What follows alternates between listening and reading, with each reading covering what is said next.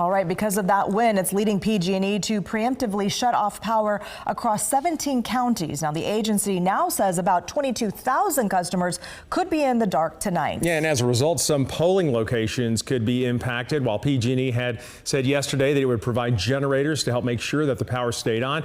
We've learned that that hasn't been the case. KCRA 3's Aaron Heff found out people have now taken it upon themselves just to make sure their neighbors are still able to vote. Here in Solano County, people told by PG&E of potential power outages due to the risk with high wind. But people took it upon themselves to ensure nothing could get in the way of voting.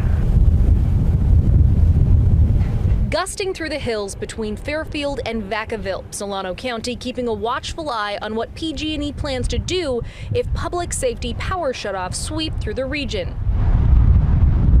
We spoke with Assistant Registrar of Voters John Gardner on the one location in Vacaville his team has an eye on, the semi-remote Moose Lodge on Gibson Canyon Road. PG&E estimates the power would go out at 7 p.m.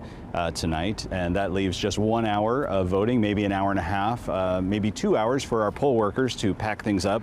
So that's kind of our guesstimate as to how much power we would need. The 70 Solano County voting locations, regardless if they would be affected or not, have 4-hour battery power supplies to keep all systems running.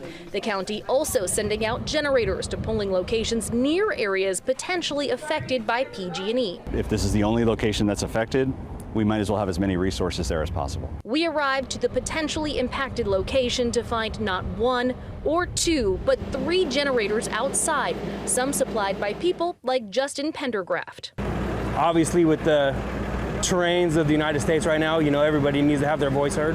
Hooking this up before the sun rose. We had gotten a text message from PG&E saying that they are going to shut power off possibly, and I didn't want them to shut it off at the election site, so I went and rented a generator from Action Rents and set it up this morning at 6 a.m.